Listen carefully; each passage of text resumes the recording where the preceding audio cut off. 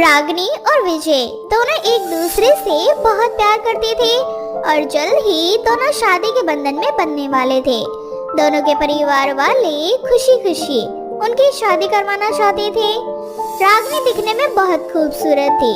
हर कोई उसकी खूबसूरती की तारीफ किया करता था।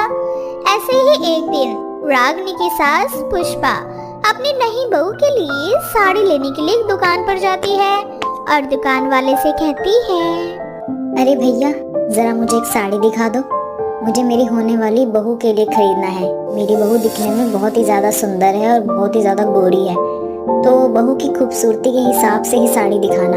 आपकी दुकान में जो सबसे ज्यादा महंगी और खूबसूरत साड़ी हो वो मुझे दिखा दो। आप चिंता मत कीजिए, आपकी बहू के लिए तो मैं लाखों में एक साड़ी निकाल कर दिखाऊंगा।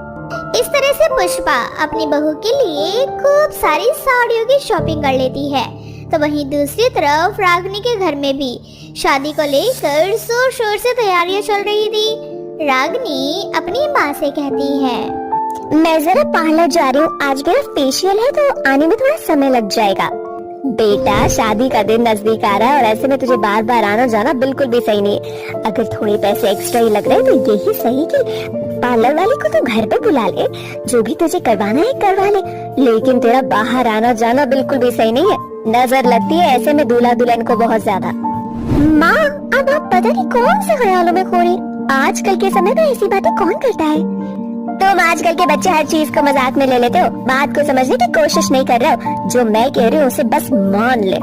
कुछ दिन की मेहमान है तू इस घर में, कम से कम जाते जाते तो अपनी माँ को उदास मत कर। अच्छा ठीक है, लेकिन आज जो मैंने अपॉइंटमेंट लिया थी पार्लर में वो तो जाके पूरी कराओ। उसके बाद आगे का जो भी ट्रीटमेंट है वो मैं घर पर करवा लूंगी। अब तो खुश हो ना? तू दिखने में वैसे इतनी ज्यादा सुंदर है, तुझे और क्या जरूरत है सब करवाने की? मुझे अपने आप को पैम्पर करना बहुत अच्छा लगता है माँ, और मैं ना शादी में सबसे सुंदर नजर आना चाहती हूँ। इस तरह से रागिनी पार्लर की ओर चली जाती है। रागिनी अपने फेस पर ना जाने कितने सारे केमिकल ट्रीटमेंट करवाती है और ट्रीटमेंट के दौरान शॉर्ट सर्किट होने की वजह से रागिनी का चेहरा जल जाता है। उसे पास के अस्पताल में एडमिट कराया जाता है। रागिनी का थोड़ा सा चेहरा शॉर्ट सर्किट होने की वजह से झुलस गया था। थोड़ी देर बाद जब रागिनी को होश आता है तो वो बहुत रो रही होती है। रोते रोते अपनी माँ से कहती है, माँ, मैं विजय से बहुत प्यार करती हूँ और मैं उसे खोना नहीं चाहती। मैं नहीं चाहती कि मेरे इस चेहरे के कारण मेरा रिश्ता टूटे।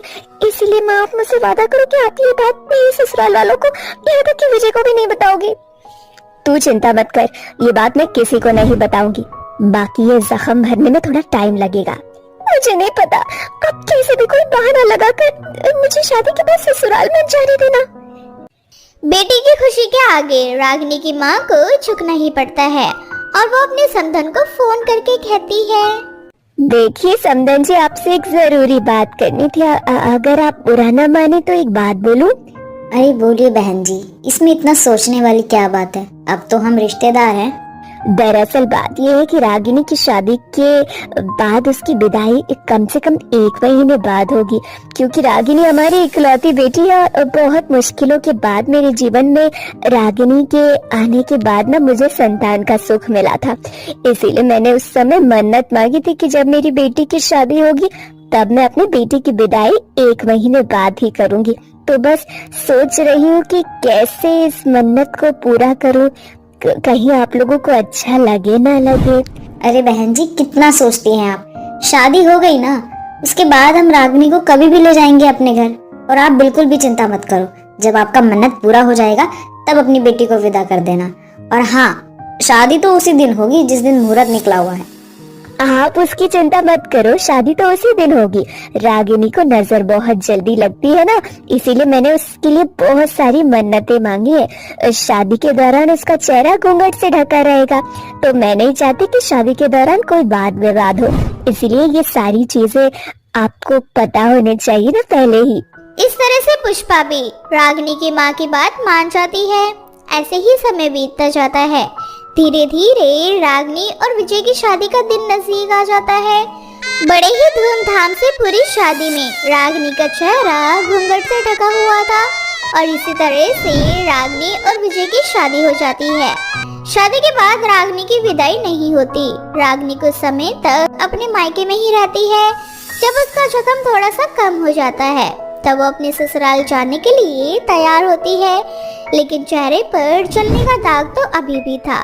रागिनी उस दाग को मेकअप से ढक लिया करती थी।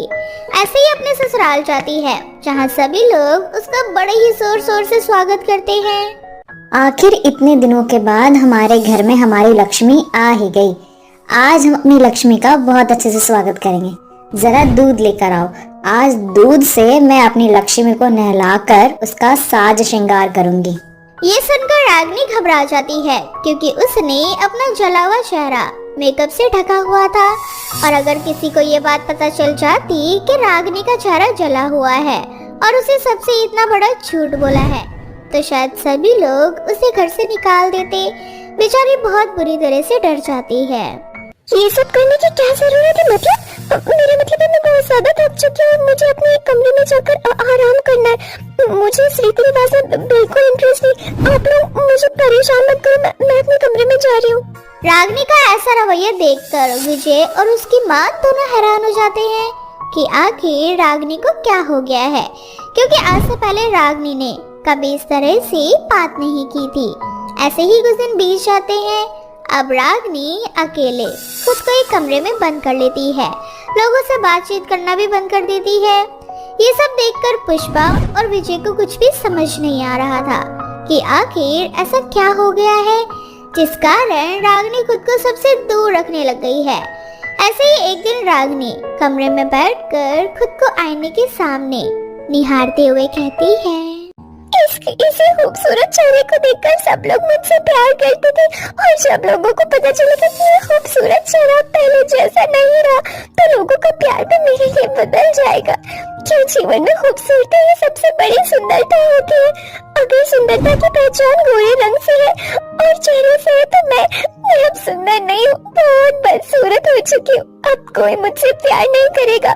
ऐसा जीवन जीने से बेहतर है कि मैं मर ही जाऊँ, क्योंकि जब मैं खुद को स्वीकार नहीं कर पा रही तो लोगों से क्या ही उम्मीद करूँगी। रागिनी की सारी बात पुष्पा और विजय सुन लेते हैं। वो दोनों उसके पास आते हैं। रागिनी बहुत ज्यादा डर जाती है, क्योंकि उस समय रागिनी अपने असली चेहरे के साथ थी। तभी पुष्पा रागिनी से कहती है, रागिनी बेटा, मैंने तुझे बहू नहीं बल्कि बेटी माना है, और सच बताऊं, ये हादसा किसी के भी साथ हो सकता है। आज तेरे साथ हुआ है, कल मेरे साथ भी हो सकता है। चेहरा जल जाने से किसी की खूबसूरती कम नहीं हो जाती।